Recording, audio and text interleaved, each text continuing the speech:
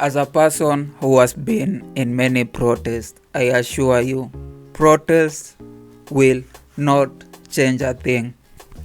In 2025, people are just using protest as another pastime. What people need to do is to get in the stadium with a can, line up the sporting directors down, and can them thoroughly.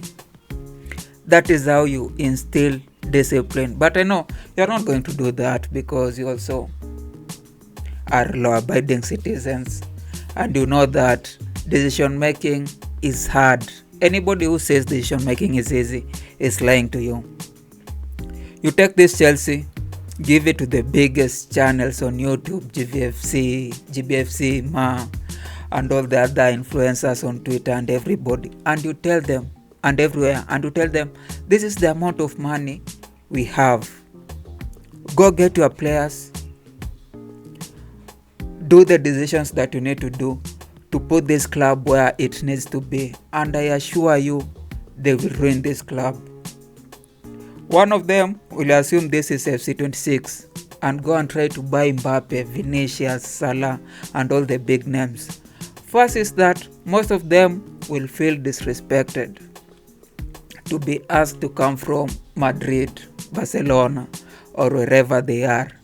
Second thing is that most of them will want very high salaries, 350k per week, 500k per week, 1M per week. And even after we get a bunch of them, they'll not be very different from what we have. People forget that this is what Boehly tried to do in his second season. Just after we won the Champions League, he went into the market, bought some of the biggest names at that time, and all they did was ask a higher salary, and Boehly gave them, because he didn't know that this football thing is not how it looks on paper. And the thing is, after taking the high salary, some of them disrespected this club, they did not apply themselves, and some of them, up to today, we have not managed to sell them out. We still have Sterling, we had Lukaku, we had Felix, Nkunku, and all of those guys were bigger names at the time that we were buying them. We even wanted Neymar. It is only that people became against it. People, they raised an alarm, and you see where Neymar ended just after that 2022-2021 season.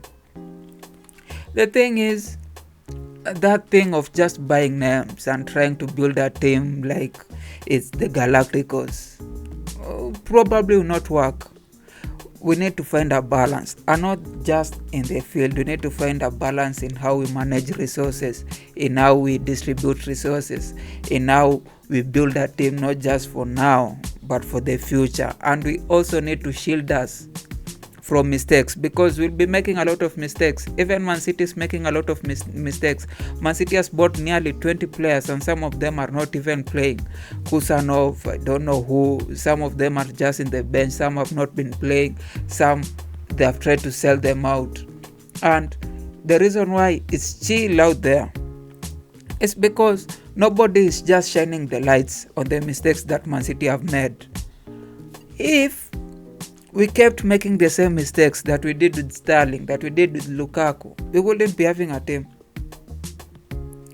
We need some kind of balance, and you know it, so that we have a team, so that we make decisions that do not go against the PCR, so that we have a team to compete now and in the future. And I think that is what is being done now.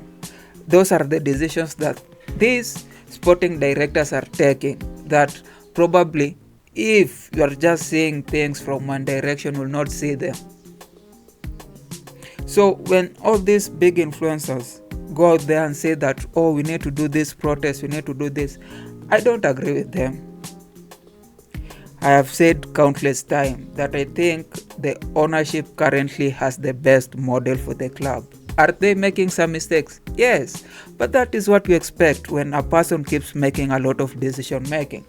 1 or 2 or 3 or 4 mistakes will be there. But as long as a person knows where they want to go, it will always turn out right. And forget about Maresca. Tactically, he was a good person, but he was not just the guy. He was inexperienced and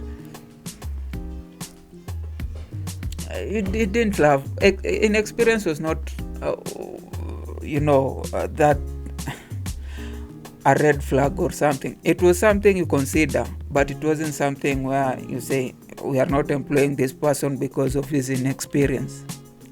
I'm just saying that if you have inexperience, sometimes you need to listen, sometimes you need to just don't. And him, he wasn't going to win us the Premier League. Probably the Champions League, yes, but you don't need a good coach to win the Champions League. You just need to have a series of good games and some lucky fixtures to get to the final and then do your thing. So for me, I think the sporting directors are correct. I don't see why people are planning to protest. I think this club is in a good position and it will be better if the fans just become a little patient, if they're able to tell that there's some small improvements. And the thing is, if all of you wanted Maresca, then you wouldn't have been complaining about the losses we had. If you are patient enough to give Maresca time, you shouldn't be complaining. You wouldn't have been complaining about the losses we had where we are in the season, because this is all Maresca's doing.